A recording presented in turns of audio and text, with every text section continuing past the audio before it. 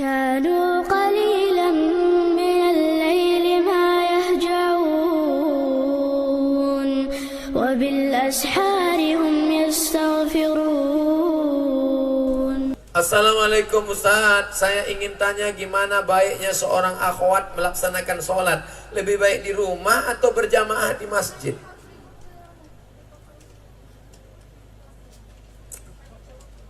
Perempuan yang sholat di dalam pekarangan lebih baik dalam rumah, lebih baik dalam kamar, lebih baik dalam tempat yang sempit. Dalam pekarangan lebih baik dalam rumah, lebih baik dalam kamar, lebih baik dalam tempat yang sempit. Tapi jangan lupa ada hadis lain. Apa kata Nabi ketika meluruskan shaf? Sawu sufuf, luruskan shaf. Sebaik-baik shaf laki-laki di depan, sebaik-baik shaf perempuan di belakang. Kira-kira Nabi ngomong gitu, ada nggak perempuan di masjid waktu itu? Sebaik-baik shaf laki-laki depan, sebaik-baik shaf perempuan di belakang. Ketika itu perempuannya ada apa nggak ada? Ada. Kalau nggak ada pasti kata Nabi, sebaik-baik shaf laki-laki depan, yang perempuan pergi pulang. 2. Pergi bapak ibu ke Madinah nanti haji dan umroh melalui apa? Travel Thaibah. Sampai di sana masuk ke Taman Raudhah, menghadap ke kiblat, tengok di sebelah kiri. Babun Nisa, pintu perempuan. Pintu perempuan itu bukan sekarang.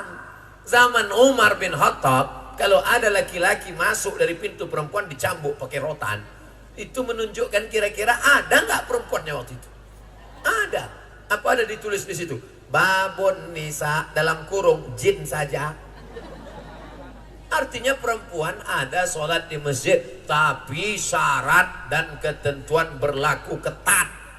Perempuan ke masjid itu syaratnya ketat. Jangan sampai menimbulkan fitnah. Ini sholat maghrib ke masjid, datang jam 6 pakai celana sempit. Mukenanya di rambutnya gerabang dari rumah. Hair dryer nggak ada, ngeringkan rambut sekali. Sampai ke masjid, pakai celana sempit. Yang mau ke masjid orang tua ngelengok itu masuk parit ya. Sampai ke masjid zikir. Jangan ngomong. Ada kawan saya, aku tadi ceramah di masjid, terus jamaah belum datang, dari balik tirai itu aku dengar perempuan di masjid itu. Pantesan Nabi melarang perempuan ke masjid. Kenapa? Mereka bukannya baca Quran zikir.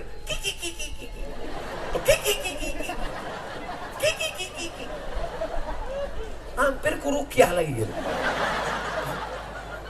Andai saya cepat masuk masjid dengar suara itu, saya rukyah dari balik dinding. Allahu la ilaha illa qayyum la ta'khudhuhu sinatun.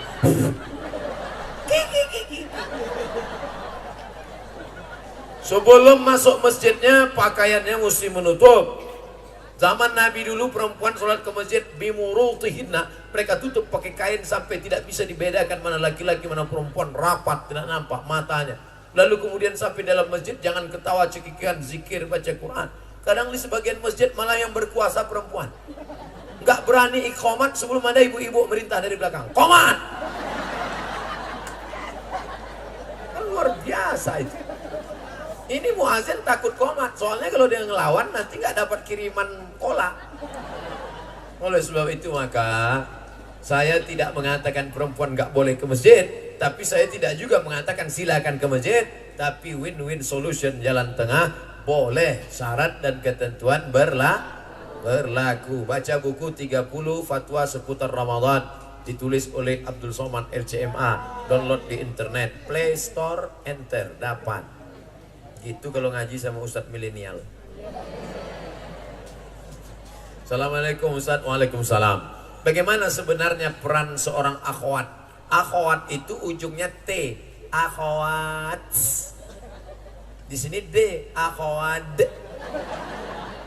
Yang D itu qul huwallahu ahad, Allahu somad. Bagaimana seorang akhwat muslimah di luar rumah dalam berdakwah atau kadar urusan di luar rumah? Tapi saya dengar hadis sebaik-baik perempuan itu di dalam rumah. Wa qarna fi buyutikunna, wahai perempuan menetaplah engkau dalam rumah. perempuan tetap dalam rumah. Tablik akbar nggak boleh, pergi pulang. Nabi melihat Asma itu saudara kandung Aisyah, memikul makanan onta dan makanan kambing, dan Nabi tidak marah. Nabi nggak mengatakan, hei Asma pulang ke rumah, tapi Nabi malah membantunya. Itulah hadis takriri, menunjukkan perempuan boleh keluar rumah bekerja beraktivitas dengan syarat dan ketentuan berlaku. 5 syaratnya. Pertama, tidak bersolek-solek jahiliyah. Jangan sampai ibu besok keluar rumah mukanya sebelah hijau sebelah biru. Pulang suaminya ngamuk, siapa yang nempeleng kau tadi? Mohon maaf bang, salah make up. 2, la yakhluwanna rajulun ma'amra'atin illa ma'adhi mahramin. Jangan berdua-duaan dengan laki-laki yang tidak mahram. Masalah sholat saya ikut Quran Pak Ustaz. Masalah zakat saya ikut Quran Pak Ustaz. Masalah haji saya ikut Quran Pak Ustaz. Tapi masalah berdua-duaan ini rasanya nggak apa-apalah Pak Ustaz. Udah seperti kakak saya, sudah macam abang saya, sudah macam adik saya. Ingat, berawal dari macam, berakhir dengan macam-macam. 3, la tusafiranna mura'atun. Tidak boleh musafir pergi. Kepala dinas melepas, pimpinan perusahaan melepas, GM melepas karyawan pergi keluar kota, silakan berangkat. Ternyata berdua-duaan, na'udzubillah min dzalik. Yang keempat, tidak lain tidak bukan adalah apa dia? Itulah yang disebut jangan sampai la yadribna bi arjulihinna. Jangan memukulkan kaki ke lantai. Perempuan nggak boleh memukulkan kaki ke lantai, dipakai gelang kaki gemerincing. Lewat di depan, kerincing, kerincing, kerincing, kerincing, kerincing. Andai saya sedang tausiah, tiba-tiba lewat perempuan pakai kaki gemerincing, kerincing. Semua mata nggak ada yang lihat saya, semua ngeliat kaki dia. Apa maknanya? Mencuri perhatian dengan sesuatu. Dipakai, sekarang mungkin gemerincing nggak lagi. Dipakai sepatu, tumitnya 10 cm. Kecil sebesar ini. Dia yang lewat, kita yang ketakutan. Lihat dia melangkah. Ini salah satu. Dipakai punuk onta sampai tinggi ke atas. Kalau sekedar dikit aja nggak apa-apa. Kebetulan rambutnya panjang. Lalu dia ikat dengan karet. Karet habis beli gula kan ada karetnya. Lalu dia ikat. Dia nggak apa-apa. Karena kalau pakai jilbab rambut nggak diikat, nanti pas buka ke depan disangka suami sundel bolong. Diikat dikit nggak apa-apa. Tapi kalau sampai dia angkat tinggi ke atas sehingga menjadi pusat perhatian seperti punuk onta, nah itu tidak boleh. Yang kelima, la takhda'na bil qaul. Kerja aktivitas wanita karir di luar rumah bersuara mendayu-dayu, mendesah-desah, tidak boleh. Sekantor, gimana hasil laporan tadi? Sebentar ya Pak. Apa ini? Makanya kalian kalau ada orang nelpon itu, kalau ditanya Assalamualaikum, Waalaikumsalam, di mana nih? Samarinda, Kalimantan Timur. Samarinda. Assalamualaikum, Waalaikumsalam, di mana nih? Samarinda. Itulah terjadi semua kekacauan. Berapa banyak perselingkuhan terjadi gara-gara apa? Gara-gara salah sambung.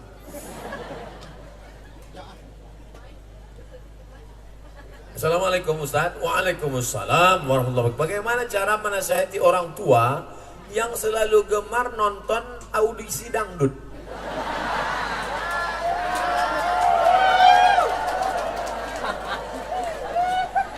Yang saya ceramahi anak muda, saya pikir orang tua sudah selesai. Ternyata anak mudanya ngaji, orang tuanya nonton audisi dangdut. Malah berdoa supaya itu yang lulus. Ya Allah, tolong banyakkan SMS untuk yang ini. Kalian anak muda yang udah ngaji, bukan berarti mentang-mentang orang tua kalian belum hijrah, lalu kalian pulang menceramahi orang tua. Ini gak benar. Niatnya baik tapi caranya gak betul. Jangan pulang dari sini kalian panggil, Mama sini, Assalamualaikum warahmatullahi wabarakatuh. bukan begitu.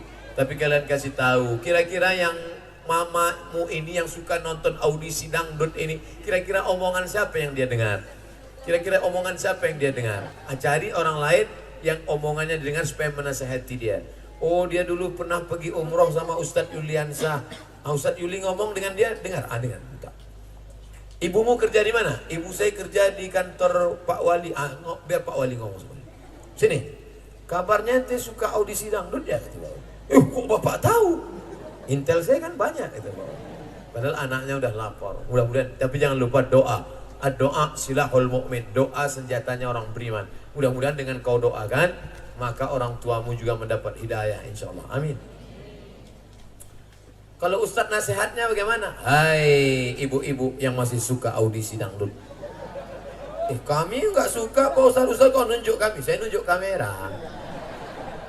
Hai ibu-ibu dimanapun berada, baik di Samarinda maupun di ujung dunia, kalian yang masih suka nonton audisi dangdut, ingatlah bu, kau akan mati menghadap Allah dan kau tidak akan dikirim oleh lagu Kiong Racun Kucing Garong Kabin Kaci Kabigam Kuc Kuc Sutahe. Telingamu akan ditanya, seandainya malaikat maut mencabut nyawamu, ketika itu telingamu sedang mendengarkan suara Ustadz Sahrani, maka saat itu bangga. Apa kata Allah kepada malaikat? Malaikat, putarkan rekaman terakhir saat dia mati. Apa bunyi suara di telinganya? Siap, kata malaikat. Diputar suara telinganya.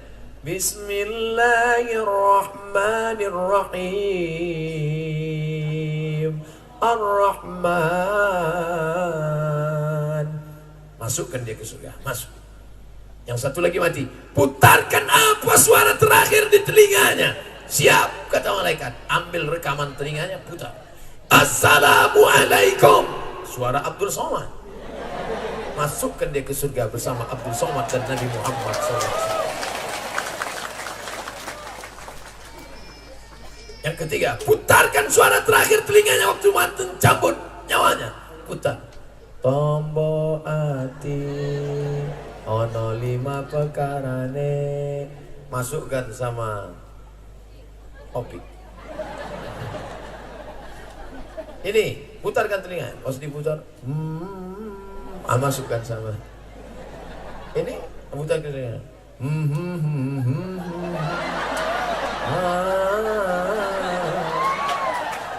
Masukkan sama Amitabh Bachchan, Sanjay Dutt, Kuch Kutahi, Kabika Cika Bigam. Almar'u ma'aman ahab. Orang akan bersama dengan siapa yang dia cintai. Wahai ibu-ibu yang masih suka audisi dangdut, kau akan bersama dengan penyanyi dangdut yang melihatkan kakinya, yang melihatkan betisnya, yang melihatkan bupati buka paha tinggi-tinggi.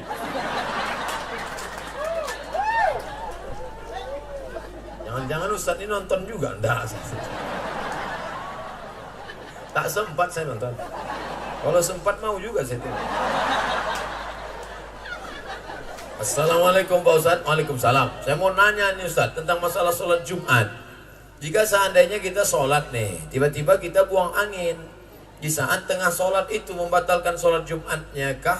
Ya batal lah. Ini nyari-nyari gara-gara.